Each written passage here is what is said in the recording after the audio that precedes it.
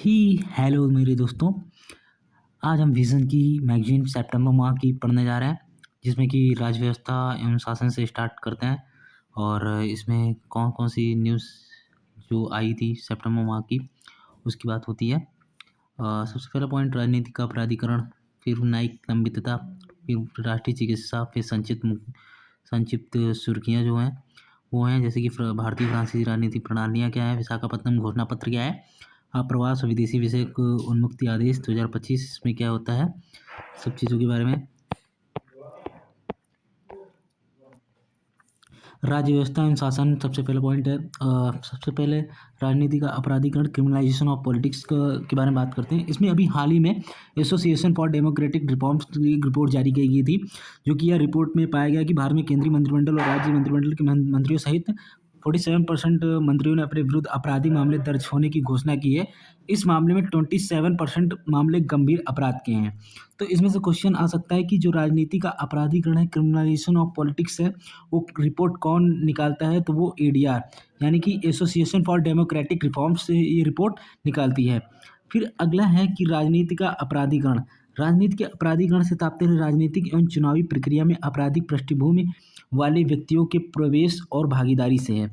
राजनीति के अपराधीकरण के कारण क्या है? राजनेता अपराधी गठजोड़, अपराधी व अपने बचाव या प्रतिरक्षा और वैधता प्राप्त करने के लिए राजनीति में प्रवेश करते हैं। वहीं दूसरी ओर राजनेता और राजनीतिक दल उन्हें अपने बाहुबल और वित्तीय शक्ति के लिए उपयोग करते हैं। इस प्रकार पारस्परिक लाभ का एक दुष्चक्र बन जाता है। इसमें एक रिपोर्ट भी निकाली गई थी, जो कि वोरा समिति की रिपोर्ट थी। भारतीय प्रशासनिक और राजनीतिक व्यवस्था में राजनेताओं, अपराधियों और नौकरशाहों की गठजोड़ पर प्रकाश डाला है। फिर विजयी होने की संभावना वाले उम्मीदवार एडीआर के 2024 के आंकड़े के अनुसार आपराधिक आरोपों वाले उम्मीदवारों की सफलता दर 15.3% थी, जबकि बिना किसी आपराधिक मामले वाले उम्मीदवारों की सफलता बहुत कम अर्थात केवल 4.4% थी। तो ये एक आंकड़ा बहुत बड़ा था, जो कि जो आपराधिक उम्मीदवार की सफलता दर जो 15% थी, और जिन्होंने बहुत ही मतलब अपराध मामले उम्मीदवार की सफलता दर बहुत कम जिनकी थी, वो थी 4.4%। फिर चुनाव की उच्च लागत से चुनाव अभियानों की वित्त पोषण के लिए उम्मीदवार और दल अक्सर काले धन और माफिया के प्राप्त धन पर निर्भर रहते हैं। धीमी न्याय व्यवस्था, सांसदों, एमपीज और विधायकों, एमएलए की कम दोषसिद्धि दर तथा मुकदमों में विलंब राजनीतिक दलों को आपराधिक पृष्ठभूमि वाले उम्मीदवारों को टिकट देने से नहीं रोकती है। एडीआर की व्यवस्था रिपोर्ट के अनुसार 2009 में आपराधिक पृष्ठभूमि वाले सांसदों की संख्या में 55% की वृद्धि दर हुई थी। कितने परसेंट की? 55% की वृद्धि दर हुई थी। फिर पहचान की राजनीति, भारतीय समाज जाति, धर्म, समुदाय और भाषा के आधार पर गहराई से विभाजित अपराधी इन विभाजनों का लाभ उठाकर चुनावी प्रक्रिया में प्रवेश करते हैं और खुद को अपने विशेष समूह के रक्षक के रूप में पेश करते हैं। फिर राजनीति के अपराधीकरण को कम करने के लिए संवैधानिक और कानूनी प्रावधान, लोक प्रतिनिधित्व अधिनियम 1951 धारा 8 के अंतर्गत अयोग्यता, जघन्य अपराधों के लिए दोषी ठहराए गए 2 या वर्ष या अधिक सजा पाने वाले व्यक्तियों को अयोग्य घोषित किया गया है। यानी कि कितने वर्ष? दो वर्ष या 2 वर्ष से अधिक की सजा जो अगर मिलती है, तो वहाँ पे आपको अयोग्य घोषित कर दिया जाएगा, लोक प्रतिनिधित्व अधिनियम 1951 के तहत। फिर इसमें से क्वेश्चंस आते हैं कि क्वेश्चन क्या है कि राजनीति के अपराधीकरण से संबंधित कौन से कथन सही हैं? अपराधी प्रवृत्ति के व्यक्ति राजनीति में अपराधी कौन सा कथन सही है? अपराधी प्रवृत्ति के व्यक्ति राजनीति में प्रवेश करते हैं या केवल चुनावी वित्त पोषण से जुड़ा विषय है? एडीआर रिपोर्ट 2024 47% सांसदों पर आपराधिक मामले या लोक प्रतिनिधित्व अधिनियम 1951 की धारा 11 के अंतर्गत आता है। तो इसमें से केवल 1, 3 और 4, अर्थात ये क्वेश्चन है, ये 1, 2, 3 एंड 4। तो ऑप्शन 1 सही है और ऑप्शन 3 भी सही है, 4 भी सही है। ये 11 जो है, इसमें 8 है, धारा 8 यहाँ पे देखिए, धारा 8 के अंतर्गत अयोग्यता घोषित करी गई थी। फिर अगला क्वेश्चन है, एडीआर का मुख्य कार्य क्या है? उम्मीदवारों को आपराधिक पृष्ठभूमि बताना, दलों के वित्तीय स्रोतों का विश्लेषण, एमपीज और एमएलए की संपत्ति का विश्लेषण, उपरोक्त सभी। तो आंसर डी है, उपरोक्त सभी। फिर राजनीति के अपराधीकरण को नियंत्रित करने हेतु प्रावधान लोक प्रतिनिधित्व अधिनियम 1951 की धारा 11 लोकतंत्र पर प्रभाव लोकतंत्र पर प्रभाव जन विश्वास बढ़ता है, विधायिका की विश्वसनीयता घटती है, आपराधिक कानून बनाते हैं, बी और सी दोनों। तो ऑप्शन आंसर डी आता है इसका। उम्मीदवारों की आपराधिक पृष्ठभूमि सार्वजनिक करने संबंधी निर्णय लिली थॉमस बनाम भारत संघ 2013, यूनियन ऑफ इंडियन बनाम एडीआर 2002, पब्लिक इंटरेस्ट फाउंडेशन बनाम भारत संघ 2019, उपरोक्त सभी। तो आंसर डी, यानी कि ये भी सभी सही है। अब इसमें आगे एक क्वेश्चन आता है कि धारा 11 या धारा निर्वाचन आयोग की आयोग्यता को अवधि को हटाने या कम करने की शक्ति प्रदान करती है। शक्ति का उपयोग सितंबर 2019 में प्रेम सिंह तमांग की आयोग्यता अवधि को कम करने के लिए किया गया था। हालिया पहल 130वां संवैधानिक संशोधन अनुच्छेद 75 और 164 संशोधन करने का प्रयास करता है।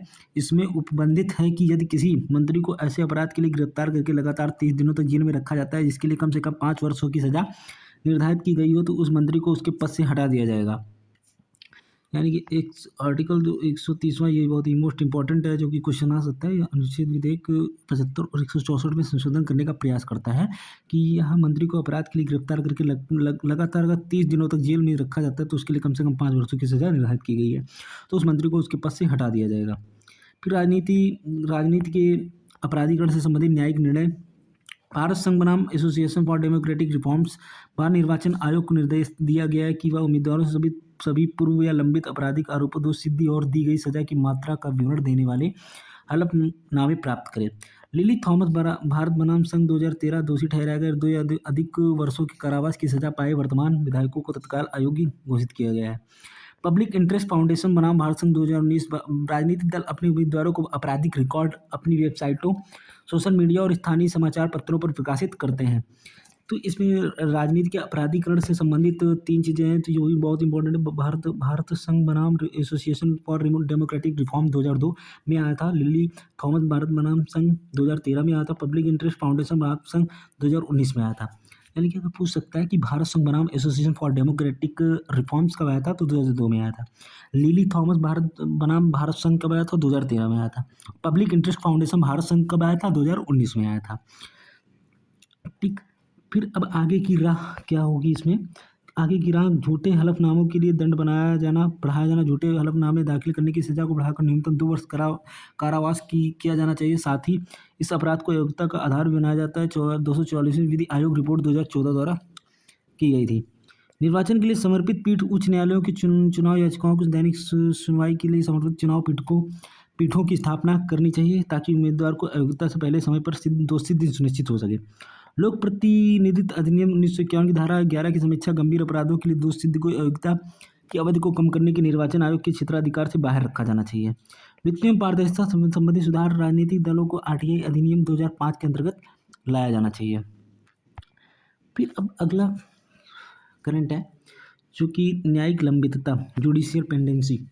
सुर्खियों में क्यों है? उच्चतम न्यायालय ने लंबित मामलों में संख्या अब तक की उच्चतम स्तर पर 88,470 पर पहुंच गई है। अन्य संबंधित तथ्य क्या हैं? जिला न्यायालयों में लगभग 4.6 करोड़ है, उच्च न्यायालयों में 63 लाख लंबित मामले पड़े हुए हैं।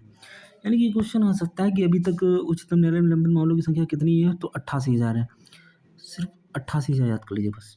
जिला न्यायालयों में लगभग कितनी है? 4.6 करोड़ है, 4.6 करोड़ है।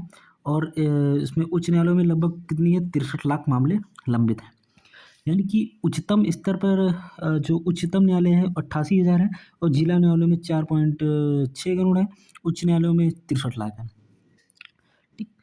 यानी कि क्या उच्चतम न्यायालय में 88,000 और जिला न्यायालयों में 4.6 करोड़ और उच्च न्यायालय में 63 लाख। फिर मामलों से संबंधित लंबित होने के कारण अपर्याप्त न्यायाधीश जनसंख्या अनुपात।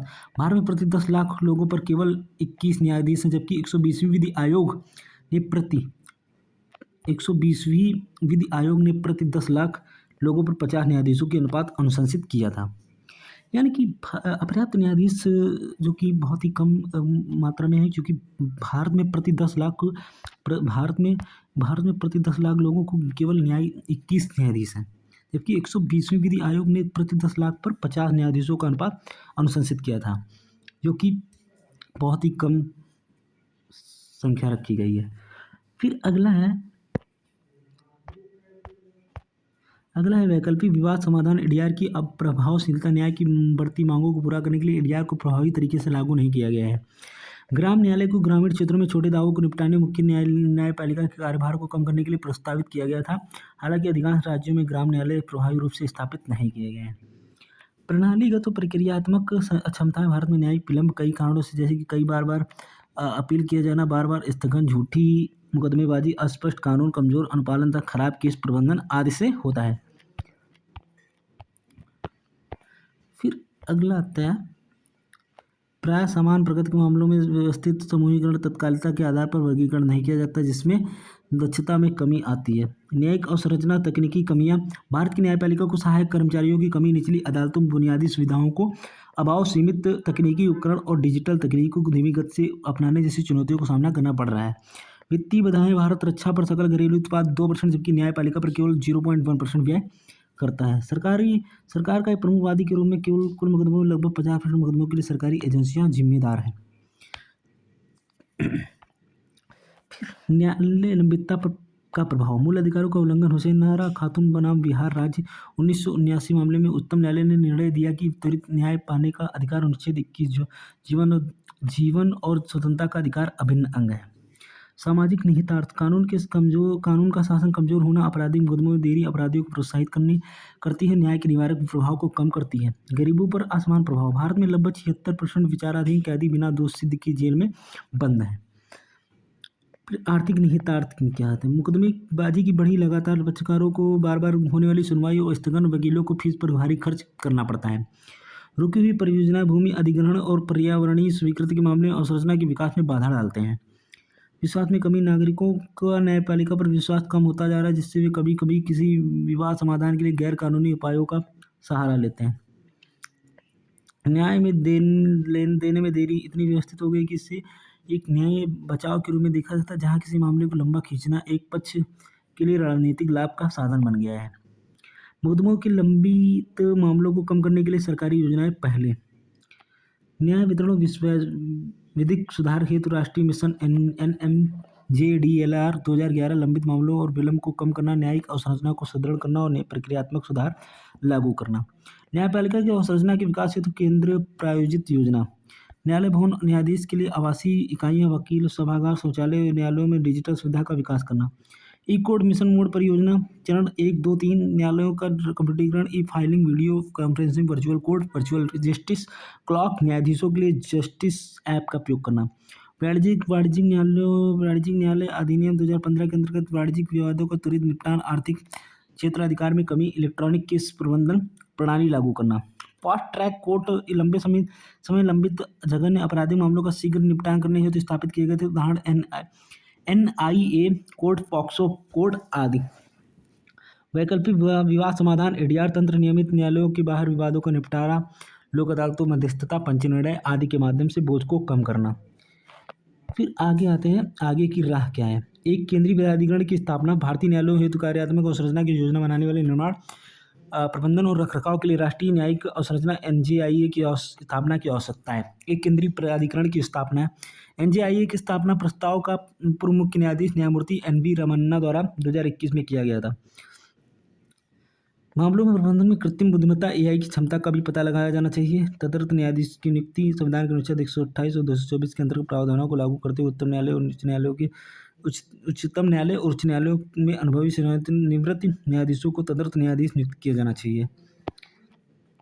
फिर लक्ष्य समय सीमा निर्धारित करना। उच्च न्यायालयों और अधीनस्थ न्यायालयों को लंबित मामलों में निपटारे हेतु वार्षिक लक्ष्य निर्धारित करने चाहिए और जवाबदेही सुनिश्चित करने के लिए द्विमासिक या त्रैमासिक निष्पादन समीक्षा करनी चाहिए। स्थगन को नियंत्रित करना। कमजोर या तकनीकी आधार पर स्थगन देने की प्रथा को सख्ती से नियंत्रित किया जाना चाहिए, क्योंकि इससे महत्वपूर्ण न्यायिक समय की बर्बादी होती है। मुकदमेबाजी प्रथाओं में सुधार। सरकारी मुकदमेबाजी को कम और स्पष्ट कानूनों को मसौदा तैयार किया जाना चाहिए। समय पर अनुपालन सुनिश्चित करने के लिए सार्थ निरर्थक मामलों को हतोत्साहित किया जाना चाहिए। एडीआर तंत्र को प्राथमिकता देना। अनावश्यक मुकदमेबाजी को कम करने के लिए एडीआर का विस्तार और स्थानीय स्तर पर विवाद निपटान को बढ़ावा दिया जाना चाहिए। विधिक सेवा न्याय प्राधिकरणों के नए मामलों की संख्या को निर्धारित करने के लिए बड़े पैमाने पर विवाद मध्यस्थता का उपयोग करना चाहिए। फिर अगली न्यूज है राष्ट्रीय चिकित्सा आयोग, नेशनल मेडिकल कमीशन NMC। राष्ट्रीय चिकित्सा आयोग ने हाल ही में 5 वर्ष पूरे किए हैं। राष्ट्रीय चिकित्सा आयोग के बारे में, स्थापना कब हुई थी? या राष्ट्रीय चिकित्सा आयोग 2019 के गठन के सहित एक वैधानिक निकाय है जो 25 सितंबर 2020 को प्रभावी हुआ, जो कि ये बहुत ही इम्पोर्टेंट है। आ सकता है कि राष्ट्रीय चिकित्सा आयोग कब निकाला गया था और ये कौन सी निकाय है? तो वैधानिक निकाय है, 25 सितंबर 2020 को। यह भारतीय चिकित्सा परिषद एमसीआई के स्थान पर स्थापित किया गया था। पूछ सकता है किसके स्थान पर? तो भारतीय चिकित्सा परिषद, राष्ट्रीय चिकित्सा आयोग, राष्ट्रीय चिकित्सा आयोग किसके स्थान पे आया था? तो भारतीय चिकित्सा परिषद के, भारतीय चिकित्सा परिषद के स्थान पर राष्ट्रीय चिकित्सा आयोग को लॉन्च किया गया था। साथ ही इसकी स्थापना के बाद बोर्ड ऑफ गवर्नेंस को भंग कर दिया गया। आयोग में केंद्र सरकार द्वारा नियुक्त निम्नलिखित व्यक्ति शामिल होते हैं: एक अध्यक्ष, 10 पदेन अध्यक्ष और 22 अंशकालिक सदस्य। ये सकता है कि राष्ट्रीय चिकित्सा आयोग जो है उसमें कौन कौन से मतलब सदस्य होते हैं? तो एक अध्यक्ष को 10 पदेन सदस्य, 22 अंशकालिक सदस्य। एक अध्यक्ष, 10 पदेन सदस्य, 22 अंशकालिक सदस्य। एक अध्यक्ष, 10 पदेन सदस्य, 22 अंशकालिक सदस्य। एक अध्यक्ष, 10 पदेन सदस्य, 22 अंशकालिक सदस्य। फिर अगला एनएमसी के अंतर्गत स्थापित 4 स्वायत्त बोर्ड: स्नातक चिकित्सा बोर्ड,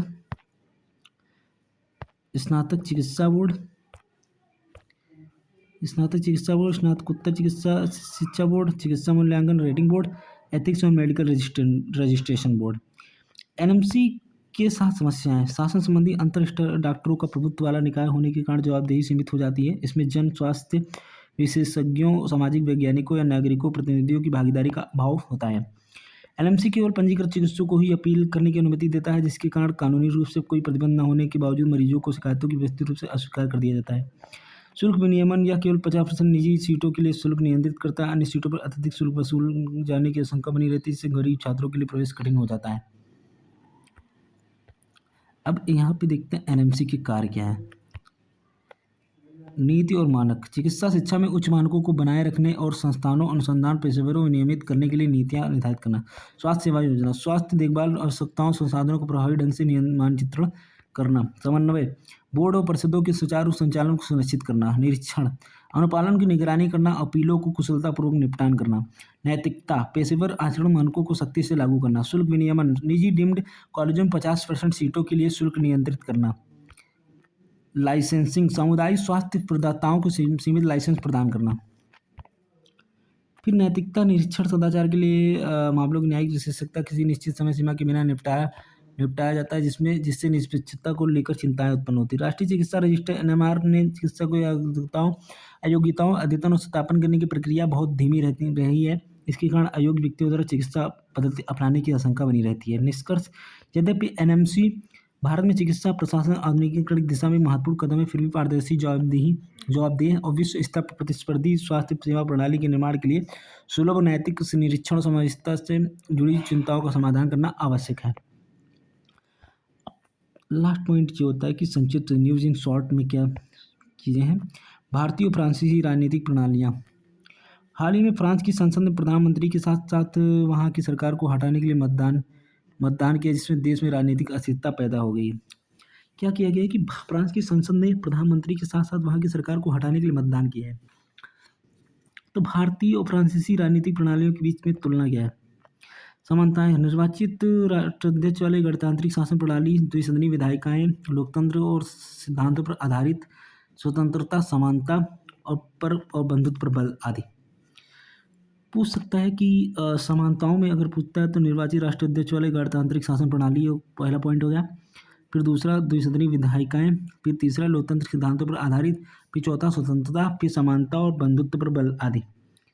पहला निर्वाचित राष्ट्राध्यक्ष वाले गणतांत्रिक शासन प्रणाली हो गई, फिर दूसरा द्विसदनीय विधायिकाएं हो गई, फिर तीसरा लोकतंत्र के सिद्धांतों पर आधारित हो गया, फिर चौथा स्वतंत्रता हो गया, पांचवा समानता और बंधुत्व पर बल। अब भिन्नताएं क्या हो गई? पहलू भारत और फ्रांस की चीज़ें देखता। पहला संवैधानिक मॉडल, संसदीय गणतंत्र, एकल कार्यपालिका जिसका नेतृत्व प्रधानमंत्री करता है तथा राष्ट्रपति केवल औपचारिक भूमिका निभाता है। यहाँ पे अर्धराष्ट्राध्यक्ष प्रणाली है, जिसमें 2 कार्यपालिका होती है, यानी कि राष्ट्रपति प्लस प्रधानमंत्री। भारत में संसदीय गणतंत्र है और यहाँ पे फ्रांस में अर्धराष्ट्राध्यक्ष प्रणाली है। क्यों संसदीय गणतंत्र है? क्योंकि यहाँ पे एकल कार्यपालिका है जिसका नेतृत्व प्रधानमंत्री करता है और यहाँ पे 2 कार्यपालिका होती है, ये यानी कि राष्ट्रपति प्लस प्रधानमंत्री दोनों काम करते हैं। फिर राष्ट्रपति के चुनाव की प्रक्रिया, एकल संक्रमणीय मत और गुप्त मतदान के जरिए निर्वाचन मंडल द्वारा अप्रत्यक्ष चुनाव। एकल संक्रमणीय मत और गुप्त मतदान के जरिए, इसमें अप्रत्यक्ष चुनाव होता है राष्ट्रपति के चुनाव में, और इसमें प्रत्यक्ष चुनाव होता है सार्वभौमिक वयस्क मताधिकार द्वारा। प्रधानमंत्री का चयन का हटाना, प्रधानमंत्री का चुनाव लोकसभा द्वारा किया जाता है और उसे लोकसभा का विश्वास बनाए रखना होता है। यहाँ भी प्रधानमंत्री की नियुक्ति राष्ट्रपति करता है, लेकिन उसे नेशनल असेंबली का विश्वास बनाए रखना होता है। संघीय ढांचा, अर्धसंघीय, संघीय और एकात्मक दोनों विशेषताओं का मिश्रण है। एकात्मक, केंद्रीय सत्ता स्थानीय सरकारी केंद्रीय एजेंसियों के रूप में कार्य करती हैं। फिर पंथ निरपेक्षता के प्रति दृष्टिकोण, सकारात्मक दृष्टिकोण राज्य तटस्थ रहता है लेकिन सुधार के लिए हस्तक्षेप कर सकता है, इसे अस्पृश्यता समाप्त करना। फ्रांस में लेसिटे का सख्ती से पालन किया जाता है और धर्म और राज्य को पूरी तरह से अलग करता है। धार्मिक प्रतीकों पर पाबंदी फ्रांस में रखा हुआ है। फिर अगला पॉइंट आता है विशाखापत्तनम घोषणा पत्र।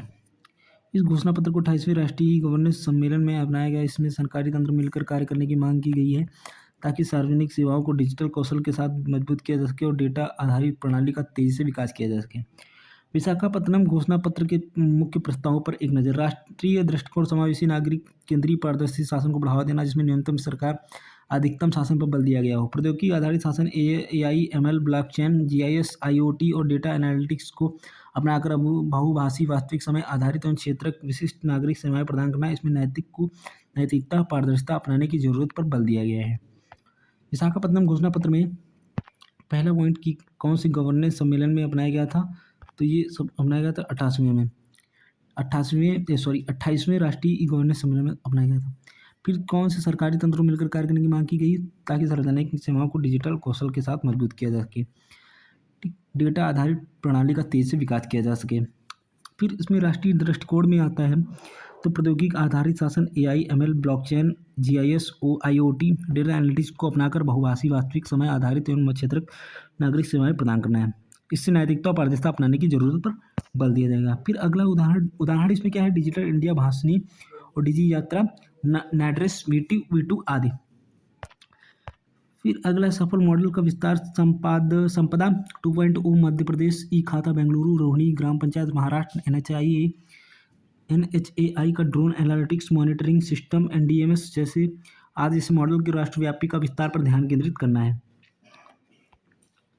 कि जमीनी स्तर और समावेशी विकास, भौगोलिक पहुंच, national e-governance service delivery assessment ढांचे के तहत कनेक्टिविटी की समस्या वाले क्षेत्रों जैसे उत्तर पूर्व और लद्दाख तक पहुंच बढ़ाना। सफल पंचायत डिजिटल मॉडल्स का पूरे देश में विस्तार, महिलाओं, युवाओं आदि को लक्षित कर डिजिटल साक्षरता कार्यक्रम शुरू करना इत्यादि। साइबर सुरक्षा और क्षमता निर्माण, zero trust architecture, post quantum सुरक्षा, AI आधारित निगरानी जैसी तकनीकों को प्राथमिकता प्राप्त क्षेत्रकों जैसे परिवहन, रक्षा तथा नागरिक सेवा प्लेटफॉर्म में लागू करना। कृषि और संधारणीयता, नेशनल एग्री स्टैक के माध्यम से किसानों को बेहतर क्रेडिट, सलाह और बाजार तक पहुंच प्रदान करना। अन्य पहले शहरी उद्योग, अन्य साझेदारों के सहयोग से बड़े पैमाने पर डिजिटल समाधान विकसित करना। उदाहरण के लिए विशाखापत्तनम को IIT और नवाचार केंद्र बनाना। संबंधित घटना, अल्बानिया में दुनिया का पहला AI मंत्री नियुक्त किया। अल्बानिया ने दुनिया का पहला AI मंत्री नियुक्त किया। यह एक जनित बॉट है, डायल किया गया सार्वजनिक टेंडर का प्रबंधन और आवंटन करेगा। इसका उद्देश्य पारदर्शिता बढ़ाना और भ्रष्टाचार को कम करना। फिर अगला है प्रवास और विदेशी विषयक अनुमति आदेश 2025। केंद्रीय गृह मंत्रालय अप्रवास और विदेशी विषयक अधिनियम 2025 के तहत अप्रवास और विदेशी विषयक आदेश 2025 को अधिसूचित किया गया है। आदेशों के मुख्य प्रावधान निम्नलिखित को पासपोर्ट वीजा से उन्मुक्ति प्रदान की गई है। ड्यूटी पर तैनात भारतीय सशस्त्र बल को निर्धारित सीमाओं पर भारतीय, नेपाली, भूटानी नागरिक को, वैध पंजीकरण और विशेष परमिट धारक तिब्बतियों को। अफगानिस्तान, बांग्लादेश, पाकिस्तान से 31 दिसंबर 2024 तक भारत में आए निर्धारित धार्मिक अल्पसंख्यक हिंदू, सिख, बौद्ध, जैन और पारसी ईसाई भले ही उनके पास वैध दस्तावेज न हो। पंजीकृत श्रीलंकाई तमिल नागरिक जिन्होंने 5 जनवरी 2015 तक शरण में ली हो। अब यहाँ पे एक पॉइंट ये है कि 31 दिसंबर 2024 का डाटा याद कर लेना है कि ये भारत में आए निर्धारित धार्मिक अल्पसंख्यक जो कि हिंदू, सिख और बौद्ध, जैन, पारसी और ईसाई, ये कौन कितनी टोटल थी धर्म कितने, एक ईसाई, हिंदू रख लिया, एक सिख, बौद्ध और एक जैन और एक पारसी और ईसाई, यानी कि 1 2 3 4 5 6 टोटल टोटल हैं 6, ठीक है। और पंजीकृत श्रीलंकाई तमिल नागरिक जिन्होंने 9 जनवरी 2015 तक भारत में शरण ली थी। इतनी टोटल थी।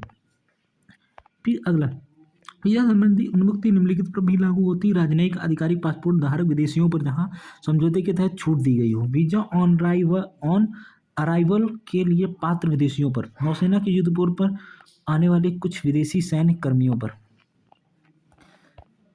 फिर फिर अगला इंटरनेशनल रिलेशन है, ये हम अगले पार्ट में पढ़ेंगे। बाकी के लिए इतना ही है। एक बार फिर से रिवीजन कर लेते हैं। सबसे पहला है, फिर से एक बार रिवीजन कर लेते हैं। राजनीति का अब यहाँ पे क्वेश्चंस कैसे कैसे बनते हैं ये बात कर लेते हैं। राजव्यवस्था अनुशासन पे सबसे पहले राजनीति का अपराधीकरण कौन रिपोर्ट जांच निकालता है? तो रिपोर्ट एडीआर निकालता है, ठीक है। रिपोर्ट कौन निकालता है? रिपोर्ट एडीआर निकालता है सबसे पहला। और अब इसमें पूछ रहा है कि कितने मंत्रियों सहित लगभग 47% मंत्रियों ने अपने विरुद्ध आपराधिक मामले दर्ज होने की घोषणा की है। और 27% मामले गंभीर अपराध के हैं। 27% मामले गंभीर अपराध के हैं। फिर आता है इसमें 2 पॉइंट हो गया। पहले रिपोर्ट कौन निकालता है राजनीति का? तो एडीआर, यानी कि association for democratic reforms, association for democratic reforms, ठीक है। और 47% मंत्रियों के विरुद्ध आपराधिक मामले दर्ज किए गए हैं। 27% मामले गंभीर अपराध के हैं। फिर इसमें और एक इम्पोर्टेंट आता है कि वोहरा समिति का रिपोर्ट क्या है। वोहरा समिति की रिपोर्ट में क्या है? भारतीय प्रशासनिक और राजनीतिक व्यवस्था में राजनेताओं, अपराधियों और नौकरशाहों के गठजोड़ पर प्रकाश डाला है वोहरा समिति की रिपोर्ट। और वोहरा समिति की रिपोर्ट कब निकाली गई है? 1993 में, ठीक। और फिर अगला आता है कि इसमें एडीआर ने अभी विजयी होने की संभावना वाले उम्मीदवार, एडीआर ने 2024 के आंकड़े निकाले हैं, जिसमें उम्मीदवारों की सफलता दर 15.3% थी, जबकि बिना किसी आपराधिक मामले वाले उम्मीदवारों की सफलता दर बहुत कम अर्थात 4.4% थी। तो ये पॉइंट डाटा याद कर लेना है। और फिर अगला डाटा एक ये है कि हाँ, लोक प्रतिनिधित्व अधिनियम 1951 धारा 8 के अंतर्गत अयोग्यता कौन कौन सी दी गई है? अगर जघन्य अपराध किया गया है 2 वर्ष या अथवा उससे अधिक सजा वाले, तो उसको हम क्या कर देंगे? अयोग्य घोषित कर दिया जाता है। कौन सी धारा 8 के अंतर्गत? और लोक प्रतिनिधित्व अधिनियम 1951 के तहत। ये तो एमसीक्यूज थे। फिर धारा 11 में क्या कहता है? धारा 11 में चीज़ें ये थी, यह धारा निर्वाचन आयोग की अयोग्यता को अवधि को हटाने या कम करने की शक्ति प्रदान करता है। यह धारा निर्वाचन आयोग की अयोग्यता को अवधि को हटाने या कम करने की शक्ति प्रदान करता है, ठीक है। धारा 11 में अब 130वां संवैधानिक संशोधन विधेयक अभी हुआ था, जो अनुच्छेद 74 अनुच्छेद 75 और 164 में संशोधन किया गया था। इसमें संशोधन ये था कि यदि किसी मंत्री को ऐसे अपराध के लिए गिरफ्तार करके 30 दिनों तक जेल में रखा जाता, तो उसे कम से कम 5 वर्ष की सजा निर्धारित की गई हो, तो उस मंत्री को उसके पद से हटा दिया जाएगा। यानी कि अगर कम से कम 5 वर्षों की सजा दी गई है और 30 दिनों तक जेल में रखा गया है, तो उसको उसकी मंत्री पद से उसको हटा दिया जाएगा। एक ये 130वें संवैधानिक संशोधन अधिनियम में ये है। फिर अगला आता है, ये याद कर लेना है, भारत संघ बनाम एसोसिएशन फॉर डेमोक्रेटिक रिफॉर्म्स कब लाया गया था? 2002 में। लिली थॉमस भारत संघ 2013 में। पब्लिक इंटरेस्ट फाउंडेशन बनाम भारत संघ 2019 में। फिर अगला आता है, अगला ये है कि हाँ, लोक प्रतिनिधि 1951 की धारा 11 की समीक्षा गंभीर अपराधों के लिए दोष सिद्धि की अयोग्यता के लिए अवधि कम करने के लिए निर्वाचन आयोग के क्षेत्राधिकार से बाहर रखा जाना चाहिए। यानी कि 2000 धारा 11 को आप ऐसे याद कर लो कि निर्वाचन आयोग से रिलेटेड है, ठीक। और फिर वित्तीय पारदर्शिता संबंधी सुधार राजनीतिक दलों को आरटीआई अधिनियम 2005 के अंतर्गत लाया जाना चाहिए। ये तो चलो आगे की राह के ऊपर था। फिर न्यायिक लंबितता में उच्चतम न्यायालय में 88,417 केसेस थे, और जिला न्याय 4.6 करोड़, और उच्च न्यायालय में 63 लाख। फिर सबसे और इम्पोर्टेंट कौन सा है? हाँ, ये भारत में प्रति 10 लाख लोगों पर केवल 21 न्यायाधीश हैं, जबकि 120वीं आयोग में प्रति 10 लाख पर कितने होने चाहिए? 50 न्यायाधीश होने चाहिए। एक ये हुआ इम्पोर्टेंट। फिर और बाकी है तो सारा इम्पोर्टेंट है, बट आपको ये याद करना ज़्यादा जरूरी। न्याय वितरण व विधिक सुधार हेतु राष्ट्रीय मिशन, तो ये 2011 में लाया गया था, ठीक। वाणिज्यिक न्यायालय अधिनियम 2015 के अंतर्गत लाया गया था। फास्ट ट्रैक कोर्ट तो पता ही है क्या होता है। जो कि फास्ट ट्रैक कोर्ट ये होता है कि जघन्य अपराधों के मामलों को शीघ्र निपटाने के लिए, उदाहरण एनआईए कोर्ट, पॉक्सो कोर्ट आदि वगैरह वगैरह, ये सब चीज़ें थी। ठीक, और फिर अगली चीज़ें ऐसे ये हो गया। और फिर राष्ट्रीय चिकित्सा आयोग, ये पूरे 5 वर्ष पूरे हो गए हैं और ये राष्ट्रीय चिकित्सा आयोग 2019 के तहत गठित एक वैधानिक निकाय है। 25 नवंबर 2020 को प्रभावी हुआ है, यानी कि इसकी स्थापना 2019 के तहत हुई थी और लेकिन प्रभावी कब से हुआ था? 25 नवंबर 2020 को प्रभावी हुआ था। और ये किसके स्थान पे लाया गया? भारतीय चिकित्सा परिषद के स्थान पे लाया गया। इसमें कौन-कौन से लोग होंगे केंद्र सरकार द्वारा नियुक्त किए जाएँगे और एक अध्यक्ष, 10 पदेन, 22 अंशकालिक सदस्य होंगे। एक ये इम्पोर्टेंट हो गया है। फिर अगला आता है भारत और फ्रांसीसी राजनीतिक प्रणालियों में समानताएं कौन सी? गणतांत्रिक शासन प्रणाली है, द्विसदनीय विधायिकाएं हैं, लोकतंत्र के सिद्धांतों पर आधारित है, स्वतंत्रता है, समानता है और समानता और बंधुत्व पर बल है। फिर इसकी विभिन्नताएं क्या क्या हैं? विभिन्नताएं ये हैं कि एकल कार्यपालिका है, यहाँ पे द्वि कार्यपालिका मतलब 2 कार्यपालिका है। अर्धराष्ट्राध्यक्ष प्रणाली है, संसदीय गणतंत्र है। एकल संक्रमणीय मत और गुप्त मतदान, यहाँ पर प्रत्यक्ष चुनाव होगा जो कि राष्ट्रपति चुनाव के प्रक्रिया के तहत। फिर प्रधानमंत्री का हटाया कैसे जाएगा? लोकसभा का जब तक बहुमत रहेगा तब तक रहेगा और यहाँ पे राष्ट्रपति नियुक्त करता है, पर उसे नेशनल असेंबली का विश्वास बनाए रखना होता है। संघीय ढांचा में अर्धसंघीय है, क्योंकि संघीय और एकात्मक दोनों विशेषताओं का मिश्रण है। यहाँ पे एकात्मक है, ये सब चीज़ें हैं और ये इंपॉर्टेंट है, ठीक है। और फिर विशाखापत्तनम घोषणा पत्र में 28वां एक गवर्नेंस सम्मेलन है, इसमें चीज़ें हैं। बाकी अल्बानिया में दुनिया का पहला एआई मंत्री नियुक्त किया। अप्रवास और विदेशी विषय को अनुमति आदेश 2025 में लाया गया था, ये इम्पोर्टेंट है।